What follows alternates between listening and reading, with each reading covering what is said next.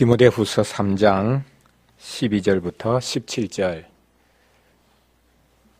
17절까지 말씀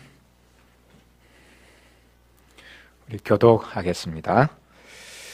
무릇 그리스도 예수 안에서 경건하게 살고자 하는 자는 박해를 받으리라.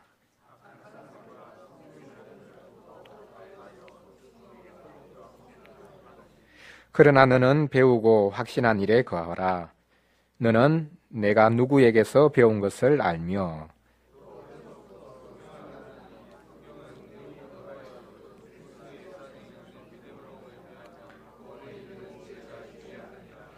모든 성경은 하나님의 감동으로 된 것이니 교훈과 책망과 바르게 함과 의로 교육하기에 유익하니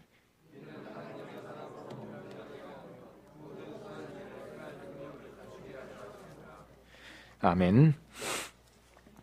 오늘 본문은 우리가 너무나 잘 아는 말씀입니다. 성경의 유익이라고 말씀할 수 있는 내용입니다.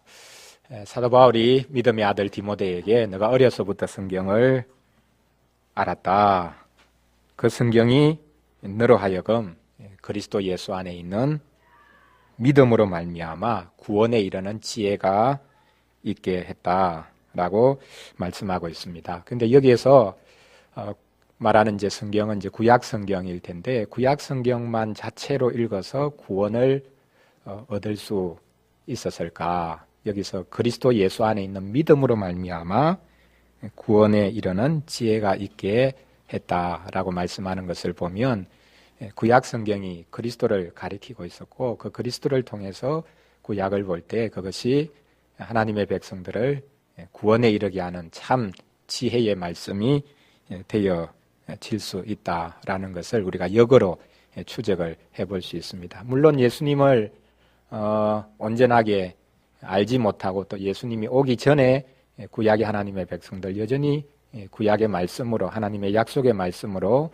또한 하나님이 보내주실 메시아를 기대하는 믿음으로 나아갔고 그 믿음으로 구원을 받았지요. 그래서 구약 성경도 구원에 이르는 지혜가 있는 하나님의 말씀인 것이 분명합니다. 그러나 그것을 율법적으로 지키고자 하는 그 노력으로 구원받은 것이 아니라 자기에게는 그 하나님의 율법을 지킬 능력이 없고 하나님께서 보내주실 구원자에게 우리의 참 소망이 있다라는 그 믿음을 붙잡았을 때에 그 구약의 말씀도 율법이 아니라 복음이 되어져서 자기 백성을 능히 구원에 이르게 하는 하나님의 말씀이 된 것이다 라는 것을 우리가 알 수 있습니다.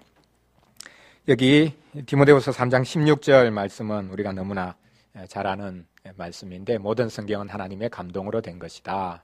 사람이 기록했지만 하나님께서 성령으로 감동을 주셔서 성경을 기록하게 하셨기 때문에 이 성경은 인간의 기록이지만 그것이 곧 하나님의 말씀이 된다. 그것을 우리에게 말씀해주고 이 성경이 얼마나 유익한가 그것을 네 가지 관점에서 여기 해설을 하고 있습니다. 첫째로 교훈, 무엇이 옳은 것인가 하나님의 뜻을 분명하게 선포해주고 거기로부터 벗어나 있는 자들에게 책망을 하고 책망으로 끝나는 것이 아니라 그것으로부터 바르게 돌이킬 수 있는 길을 제시해주는 바르게 함을 주고 바르게 돌아왔다면 거기에서 하나님의 뜻을 향해서 지속적으로 나아갈 수 있도록 의로 교육하기에 조금 더 부족함이 없는 것이 하나님의 말씀이다. 그래서 우리가 성경 말씀, 하나님의 말씀에 유의하면 하나님이 우리에게 원하시는 것이 무엇인지 또 우리에게 부족함이 무엇인지 돌이킬 수 있는 길이 무엇인지 거기에서 지속적으로 하나님 앞에 나아갈 수 있는 길이 무엇인지 모든 것을 부족함이 없이 우리에게 제시해 주는 것 그것이 곧 하나님의 말씀이다. 그래서 결론적으로 17절에서 요약하는 것이 이것이죠. 이 성경이 우리에게 믿음으로 다가올 때에 우리는 성경으로 말미암아 하나님의 사람으로 온전하게 된다. 다른 어떤 것으로 우리가 온전해지는 것이 아니라 하나님의 모든 뜻이 밝히 드러난 그 성경의 유의함으로 말미암아 그 성경을 성령의 감동으로 기록하게 하신 그 성경을 또 성령께서 역사하셔서 우리의 마음에 믿음을 불러 일으켜 주시면 그 성경을 바르게 깨닫는 것, 그리고 그 말씀에 창념하고 그 말씀으로 나아가는 그것이 우리를 온전하게 만들어준다. 온전케 하는 것뿐만 아니라 이 세상에서 선한 일을 행할 능력을 갖추게 한다. 성경 말씀을 바르게 알면 이 세상에서 어떻게 살아야 될지 능력을 갖출 수 있다. 성경이 그냥 단순한 자문이나 처세술이 아니라 하나님의 모든 뜻이 드러나 있기 때문에 그 말씀이 이 세상에서 우리가 어떻게 살아야 될지 그것까지 명확하게 드러내어 준다라고 말씀하고 있습니다. 오늘 우리가 이 성경 말씀에 근거해서 웨스트민스터 신앙 고백서 제1장인 우리가 성경에 관한 고백을 같이 한번 생각해 보는 시간을 가지도록 하겠습니다. 유인물 다 가지고 계십니까? 없으시면 좀 같이 나누어서 그렇게 가지고 오셔서 보면 좋겠습니다.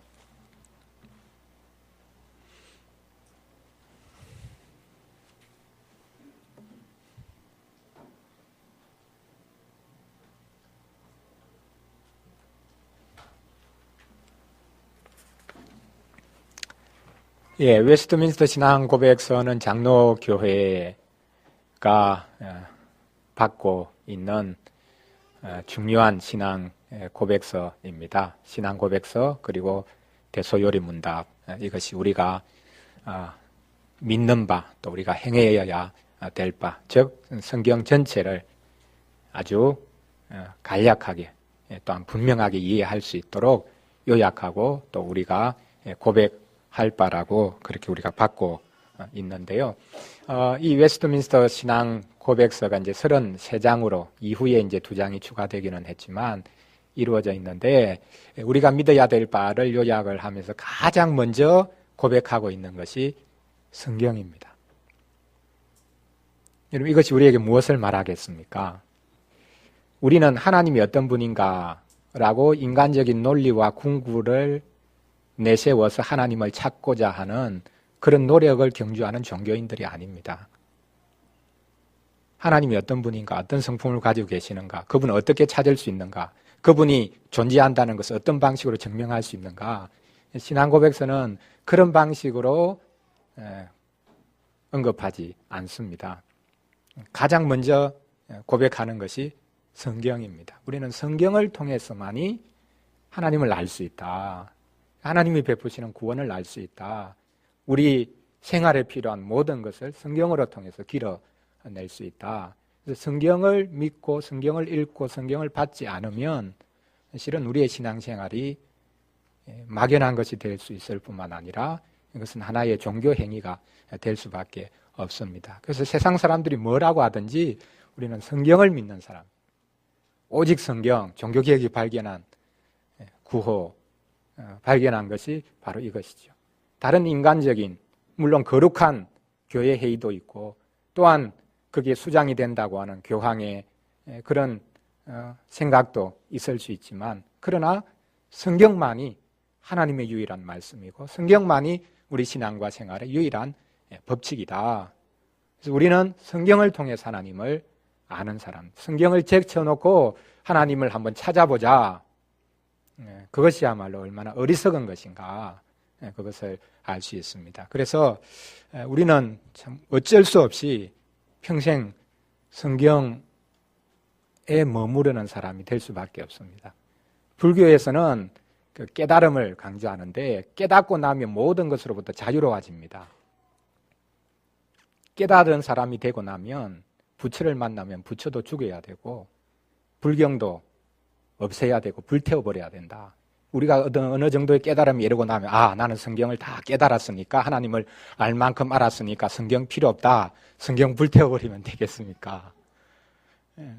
우리는 평생 성경의 사람으로 성경에 머무를 수밖에 없다. 아무리 폭이 좁아지는 것 같아도 이 세상에 수억만 건의 책이 있는데 그 중에 단 하나의 책인 성경이 뭐 그리 중요하다고 그것 붙잡고 그것 가지고 바들바들 떨고 있느냐. 그 한자 그게 틀려지면 뭐가 문제가 되고, 그렇죠. 뭐 틀려지면 뭐가 문제가 되겠습니까? 번역 성경이 다 다른데. 그러나 우리는 웨스트민스터 신앙 고백서가 이제 그 순서에 의해서 우리에게 분명하게 증거하듯이 우리는 성경을 떠날 수가 없다. 성경 없이 하나님을 알 수가 없고, 성경 없이 하나님을 예배할 수가 없고, 성경 없이 이 세상에서 우리는 살아갈 수가 없는 사람이다. 그것을 우리가 이 첫 번째 고백을 통해서 다시 한 번 더 확인을 해보면 좋겠습니다. 그 재밌는 이야기가 있는데요. 모든 집합들의 집합, 모든 집합들을 집합하고 있는 것은 그 집합에 속하느냐 속하지 않느냐, 그 웃기는 이야기일 수 있는데, 예를 들어서 이제 도서관에 책이 있습니다. 그 모든 책들의 목록을 만들었습니다. 그 목록을 이제 비치했는데, 모든 도서관에 있는 책들의 목록을 만든 그 목록은 그 도서관 안에 있는 책의 목록에 포함되느냐 포함되지 않느냐. 포함됩니까? 포함 안 됩니까? 자, 성경이 그냥 하나의 책입니다. 그죠? 이 책은 지상에 있는 모든 다른 책에 포함이 되느냐, 포함이 되지 않느냐. 포함이 됩니까? 안 됩니까?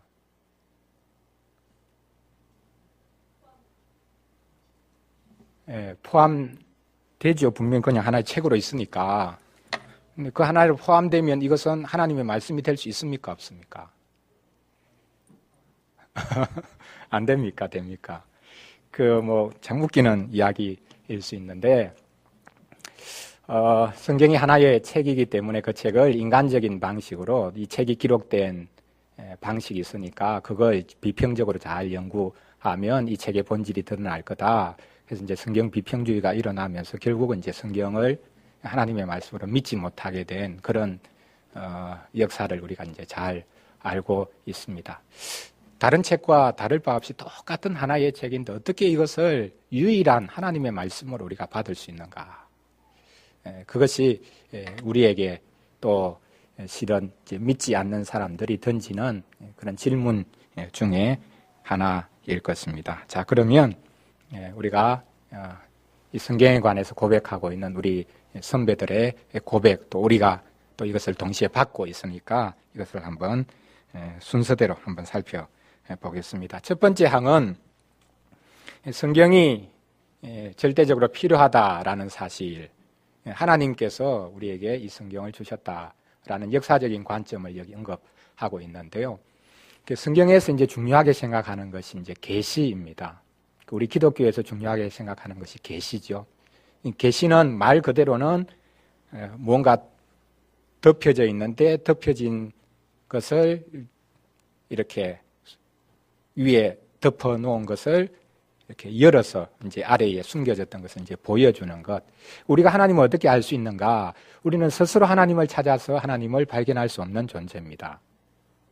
그러면 우리가 하나님을 어떻게 알 수 있습니까? 하나님이 자신을 나타내 보여주실 때만 우리는 하나님을 알 수 있습니다. 그걸 계시라고 부릅니다.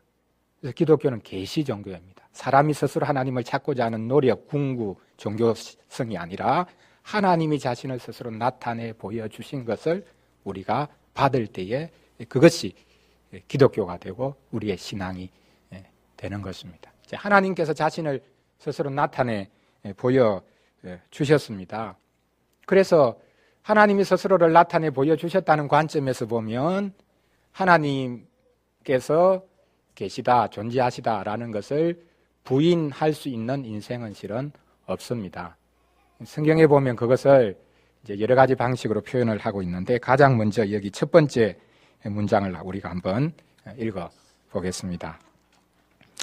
같이 한번 읽겠습니다. 본성의 빛 그리고 창조와 섭리의 사역은 하나님의 선하심과 지혜와 능력을 너무나 분명하게 드러내기 때문에 사람에게 변명의 여지를 주지 않지만 이것들이 구원 얻기에 필요한 지식, 곧 하나님과 그분의 뜻에 대한 지식을 충분히 베풀지는 않는다. 여기 이 문장 자체도 모순이 있죠. 사람이 하나님을 분명하게 알고 있다. 무엇을 통해서? 본성의 빛을 통해서. 그리고 하나님이 창조하신 세계를 통해서.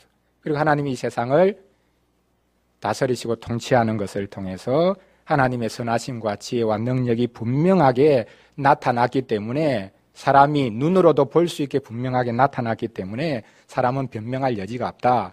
그런 의미에서 사람은 누구든지 하나님을 압니다. 우리는 교회 나오지 않는 사람은 하나님을 모른다 생각하는데 실은 모든 인생은 하나님을 압니다. 핑계할 수가 없습니다.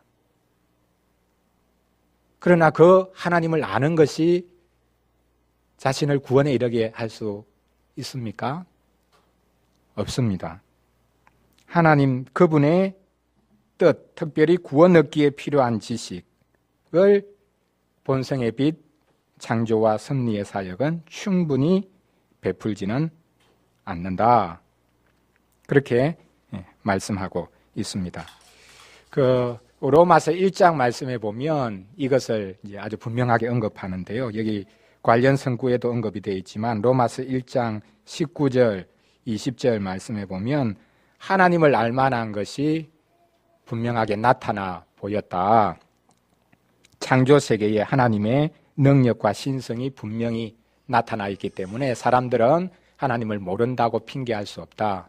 그러나 그럼에도 불구하고 그 지식은 자신을 구원하기에 불충분한 지식이다. 쉽게 말하면 하나님을 믿지 않는 사람은 하나님을 알고 또 다른 측면에서는 하나님을 모릅니다. 핑계댈 수 없을 정도로 하나님을 알고 있음에도 불구하고 다른 측면에서는 하나님을 모른다.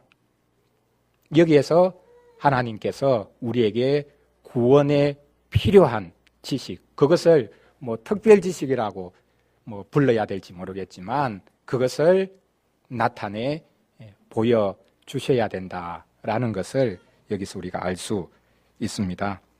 그래서 이제 두 번째 문장이 등장하죠. 같이 한번 읽어보겠습니다. 그래서 주님께서는 기꺼이 여러 부분과 여러 모양으로 자기 자신을 계시하시고 교회를 향한 자신의 뜻을 선포하셨다.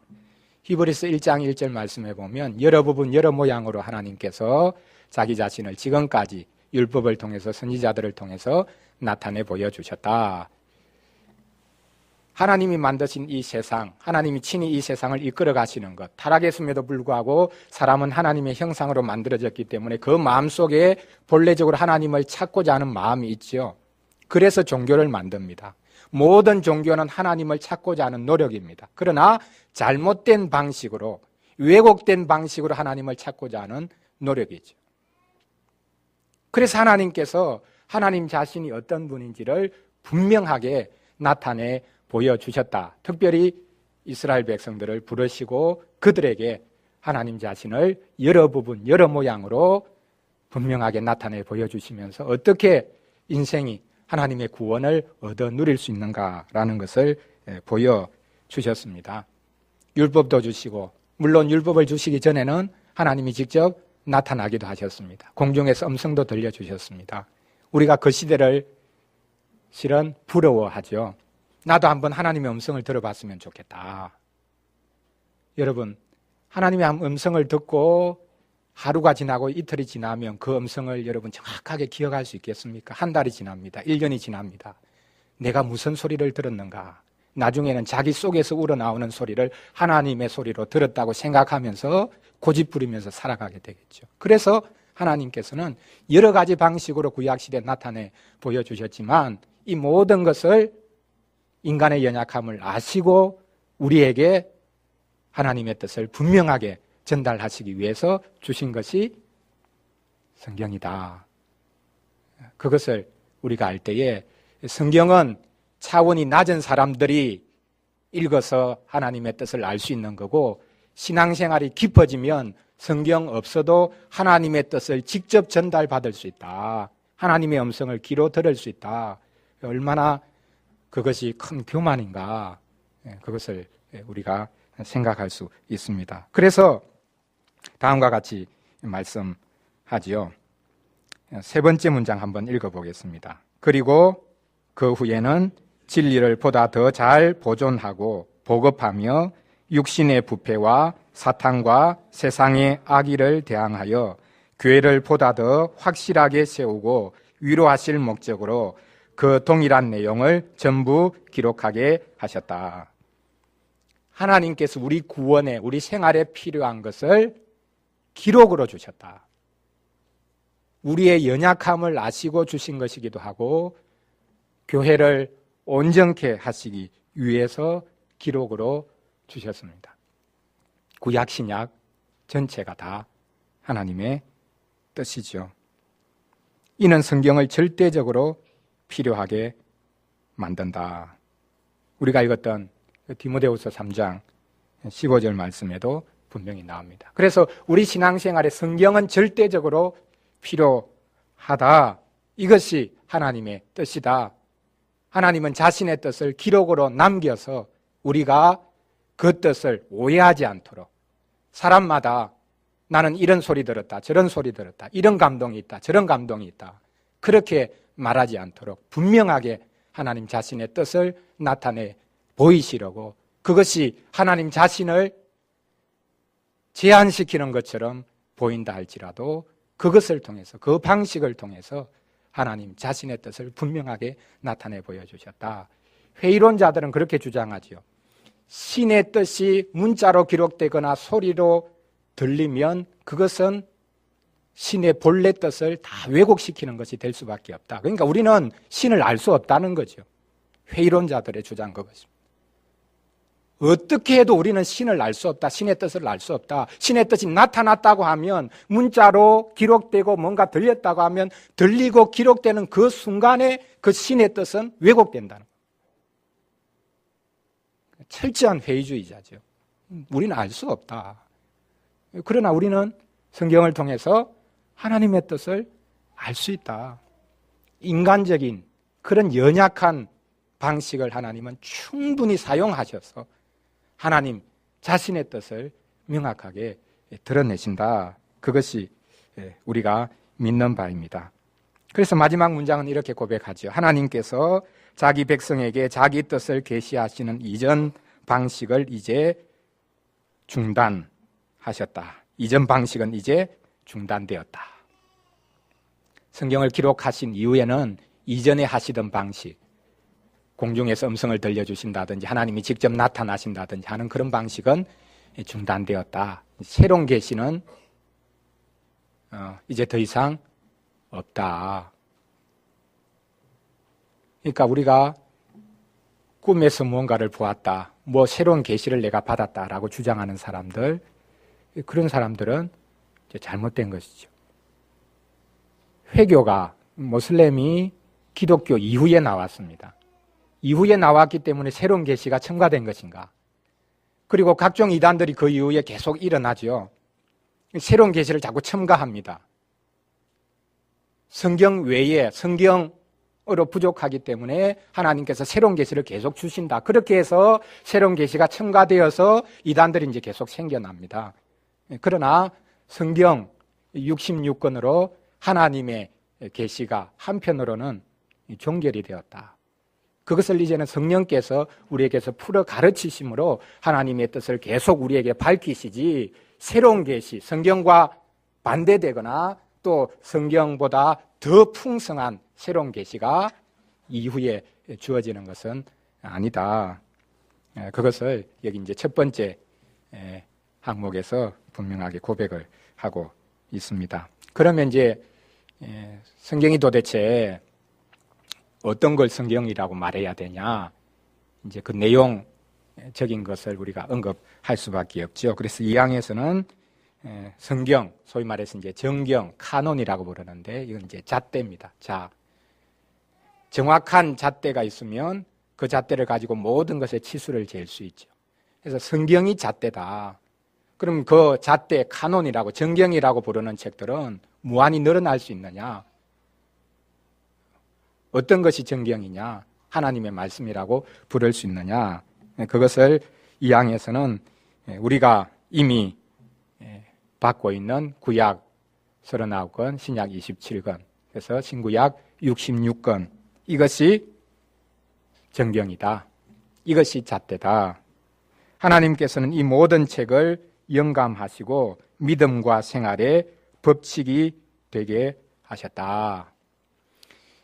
이제 사망에도 나오지만 이제 로마 교회에서는 66권 외에 소위 말하는 이제 외경이라고 하는 것, 또 가경이라고 부를 수 있는 책들을 더 첨가를 합니다. 자, 그러면 하나님의 계시가 풍성해지겠습니까?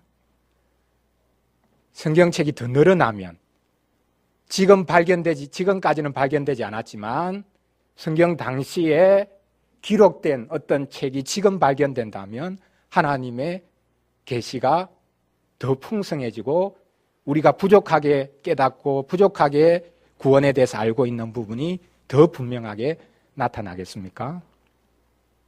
66권으로 하나님의 말씀, 그 뜻이 정확하게 이미 다 드러났다. 거기에 덧보탤 수가 없고 거기에서 뺄 이유도 없다. 초대교회 때는 말시온이라는 사람이 내가 이성으로 받아들이기에 힘든 부분들은 다 빼버리고 구약도 빼버리고 신약에서도 몇몇 부분들을 빼버리고 이게 하나님의 말씀이다라고 생각하는 것들을 자기가 편집해서 성경책을 따로 만들었습니다.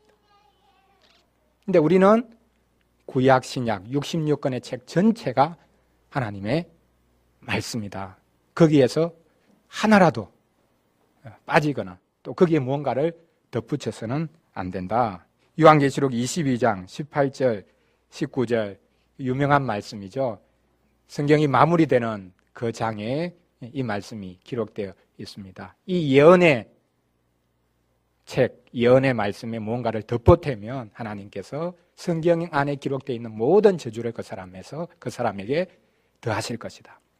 이 책에서 조금이라도 이 예언의 말씀에서 내가 받기 힘들다고 생각해서 이성적으로 받아들이기 거북하다고 해서 빼버리면 하나님 나라에서 그 사람은 제외될 것이다. 그렇게 말씀하고 있는 것을 볼 수 있습니다. 그래서 신구약 66권은 전체가 다 하나님께서 영감하셨고 믿음과 생활의 법칙이 되는 하나님의 말씀이다. 그래서 구약을 우리가 읽어야 됩니다. 구약 설교가 필요합니다. 이제 구약 설교를 자주 하려고 하는데 구약 설교를 하면 그 장점도 있고 단점도 있습니다. 구약에서는 다양한 스토리들이 많으니까 그걸 우리가 이렇게 삽시다 저렇게 삽시다 이러면 안 되겠습니다 하는 도덕적인 교훈들을 많이 베풀 수 있기 때문에 풍성한 측면이 있습니다. 그러나 구약을 그리스도 중심적으로 보지 않으면 구약을 설교하고 구약을 읽으면서 우리는 우리의 행위, 우리의 노력으로 구원을 얼마든지 이룰 수 있겠다라는 착각에 또한 빠질 수도 있습니다.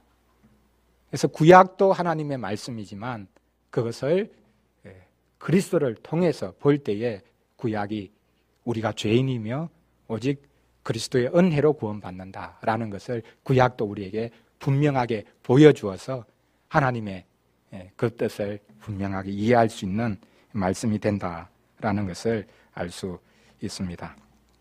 사망에서는 이제 바로 이 66권 외에 가경이라고 부르는 책들을 하나님의 영감으로 기록되지 않았기 때문에 우리는 받지 않는다. 교회에서 어떤 권위도 없다.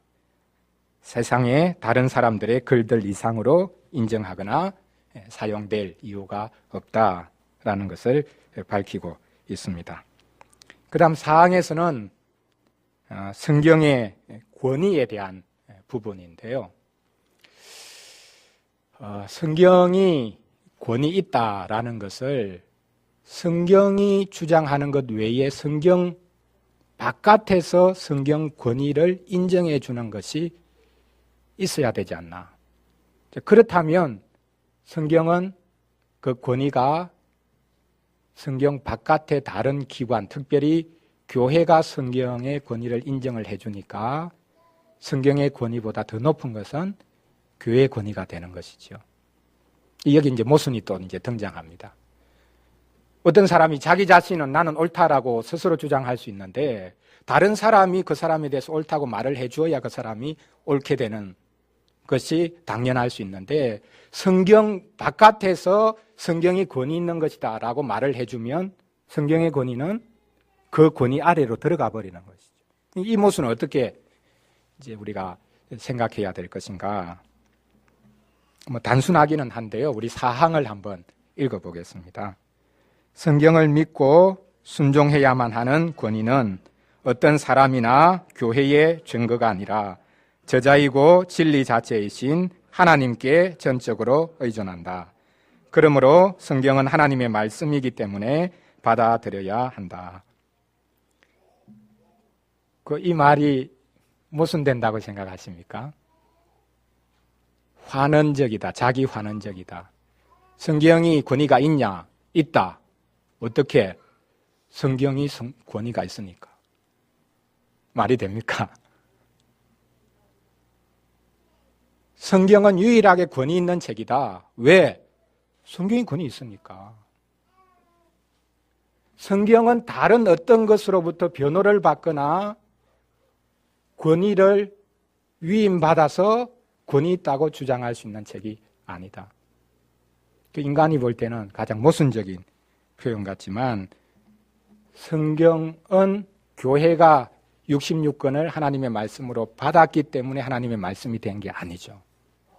이미 하나님의 말씀인데 교회가 그 66권을 하나님의 말씀으로 수용한 것이죠. 교회가 권위로 66권을 하나님의 말씀으로 인정했기 때문에 교회의 권위가 성경 위에 있는 것이 결코 아니다.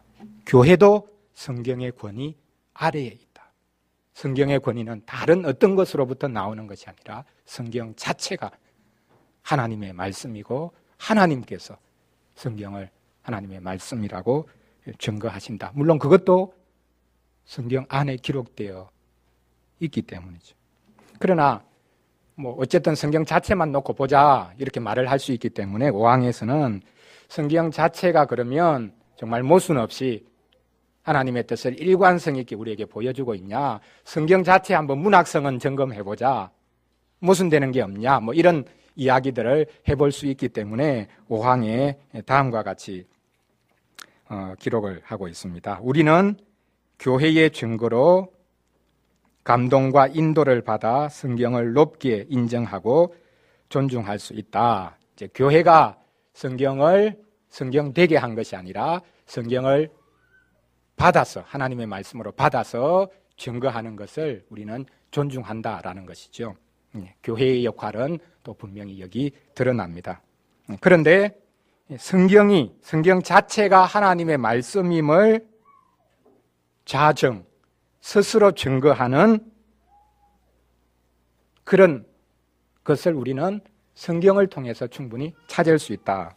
자, 그것을 여기 한번 보겠습니다. 좀 복잡할 수 있지만 하나하나씩. 첫 번째 뭐라고 했습니까? 내용의 천상적 성질. 그러니까 이 세상에서 일어나는 일을 기록했지만 그 내용은 하나님의 뜻이 이 땅 가운데서 성취된 것을 성경은 기록하고 있다. 막연하게 저 먼 세상에서 벌어진 일을 성경이 기록하고 있는 게 아닙니다.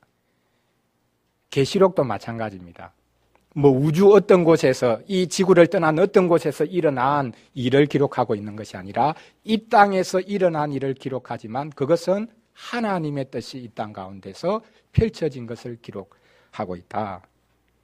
교리의 유효성, 하나님에 관한 지식, 하나님의 뜻, 그것이 모든 시대를 걸쳐서 유효한 내용이 성경에 기록되어 있다. 문체 장엄성. 문체 장엄성 같은 경우에는 우리가 성경을 읽어서 이 문체가 정말 장엄하다라는 것을 참 알기는 힘들 수 있습니다. 그런 면에서 이제 번역이 중요하죠. 또 이제 밑에 부분에 나오지만 이제 성경이 기록된 원어, 이제 구약 히브리어, 신약 헬라어를 잘 배워서 읽어보고 또 문맥을 살펴보고 하면 성경의 문체가 얼마나 장엄한가, 하나님의 뜻이 참 이렇게 아름답게 표현되었구나 라는 것을 알 수 있는데, 참 그것은 어려운 부분이죠. 그래서 성경 번역도 참 중요하다, 그것을 여기서 간접적으로 확인을 해볼 수 있고요. 그 다음에 모든 부분의 일치. 여러분, 이것은 참 문제가 될 수 있습니다. 여러분, 구약 신약 전체 말씀이 일관됩니까? 다 일치됩니까? 역사적인 사실이 일치됩니까? 역사적인 사실의 모순에 관해서 언급하는 학자들이 많이 있습니다. 사복음서, 어떤 사건에 대해서 각 복음서가 다르게 기록하고 있는데 그 자리에 한 사람이 있었다고 말하는 경우도 있고 두 사람이 있었다고 말하는 경우도 있고 각각 모순된 그런 기록들이 있는 것 같은데, 이것은 어떻게 조화시킬 수 있는가? 어떤 경우에는 우리가 볼 때는 동일한 사건이었지만 다른 사건일 수 있습니다.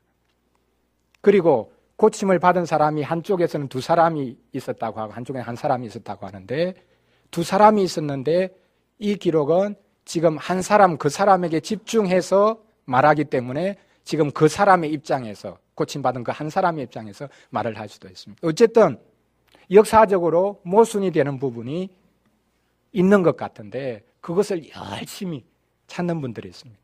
우리는 도움을 받을 수 있습니다. 이게 모순이 되는 것 같은데 왜 그러면 이렇게 다르게 기록했을까? 거기에 하나님의 의도가 있거든요. 그러니까 성경을 가지고 꼬투리를 잡는 분들이 우리의 스승이 됩니다. 우리는 대충 지나가거든요. 성경을 너무 쉽게 아니까, 어려서부터 알았다고 생각하니까 그냥 대충 설렁설렁 넘어가는데, 그것을 잡고 이 말씀하고 이 말씀이 어떻게 맞아떨어질 수 있느냐, 모순되는데, 그 사람들이 우리에게 성경을 더 바르게 볼 수 있는 길을 제시를 하는 것입니다. 그 다음에 모든 영광을 하나님께 돌리는 전체 의도. 성경 전체의 의도는 하나님께 영광을 돌리는 것이고 인간에게 영광을 돌리는 어떤 말씀도 없다. 여러분, 성경 전체를 통해서 이것을 알게 된다면 참 복이지요. 그것이 믿음이죠. 구원의 유일한 길을 완전하게 전개하는 방식. 다양한 시대를 통해서 다양한 저자들이 다양하게 전개하고 문학 양식도 다양하지만 그러나 그것이 일관되게 우리의 구원을 위한 길을 제시해주는 그 목표를 향해서 집요하게 달려가고 있다. 비할 바 없는 수많은 탁월성, 성경의 전적 완전성. 이제 제가 최근에 이제 많이 느끼는 것이, 설교를 하면서 이제 솔직한 고백이지만 참 내가 성경을 너무 몰랐구나, 그 고백을 이제 하게 됩니다. 실은 제가 이제 대학 신학과 들어가면서부터 성경도 물론 마찬가지였지만 그 신학 책들을 이제 거의 읽지 않았습니다. 이거 다 아는 내용인데 뭐 읽어서 필요하겠냐. 그래서 온갖 잡다한 책들을 많이 읽어서 제 서재에 한 4,000권 가까이 되는 제 책이 있는데, 지금 지나고 나서 너무 후회되는 게 내가 가면 갈수록 성경에 대해서 너무 무지하다. 그걸 이제 고백하게 되는 겁니다. 성경을 모르고 설교하고 대충 안다고 생각하는 것 가지고 3, 40분을 때우고, 가면 갈수록 이게 진짜 하나님의 말씀이구나. 정말 절묘하게 그 문맥을 통해서 단어 하나 사용한 것이 이해되지 않는 부분이 아직도 참 많지만, 진짜 이것은 하나의 문학 작품이면서 동시에 어떤 인간의 작품이 이렇게 기가 막히게 맞아떨어지게 하나님의 뜻을 그렇게 아름답게 드러낼 수 있는 책이 있을 수가 없겠구나. 이제 그걸 이제 점점 알아가는 것 같습니다. 이제 여기 이제 5항에 언급한 부분이 이제 바로 이런 부분이 아닐까, 그렇게 개인적인 그런 고백으로는 한번 이야기를 드려봅니다. 그럼에도 불구하고 무한 진리와 성경의 신적 권위에 대한 완전한 설복과 확신은 말씀을 수단으로, 또한 그 말씀과 더불어 우리 마음에 증거하시는 성령의 내적 사역에서 온다. 성경 자체만 뚫어지게 연구하고 어떤 문학 작품을 비평하듯이 비평하면 하나님의 뜻을 알 수 있게 되는가? 그것은 아니죠. 성경을 천독하고 만독한다고 해서 하나님의 뜻을 알 수 있는 것은 아닙니다. 우리는 성경을 너무 읽지 않아서 하나님의 뜻을 모르고, 어떤 사람은 믿음이 없이 성경을 보니까 성경을 보면 볼수록 성경이 모순된다고 생각하고, 하나의 작품으로서는 인정해 줄 수 있지만 그러나 성경에 걸려 넘어지는 경우가 너무나 많은 것을 볼 수 있습니다. 그래서 마지막으로 성경 자체가 하나님의 말씀인 것을 다양한 방식으로 우리에게 증거해 주지만, 그러나 문자가 아니라 그 성경 말씀이 살아서 역사해서 우리에게 하나님의 말씀임을 증거해 주시는 분은 성령이시다. 왜냐하면 성령께서 이 성경을 기록하게 하셨기 때문에, 감동을 주셔서 기록하게 하셨기 때문에 이 성경을 바르게 알고 해석할 수 있도록 도우시는 유일한 분은 성령님이시다. 성령님의 도우심 아니고서는 우리는 성경을 제대로 알 수 없고 하나님의 뜻을 알 수 없을 뿐만 아니라 그 뜻으로 인해서 내가 구원받은 자리에 서 있다라는 확신을 결코 받을 수 없다. 그것을 우리가 여기서 확인을 해볼 수 있습니다. 오늘 다 마치지 않고 여기까지만 하도록 하겠습니다. 이 시간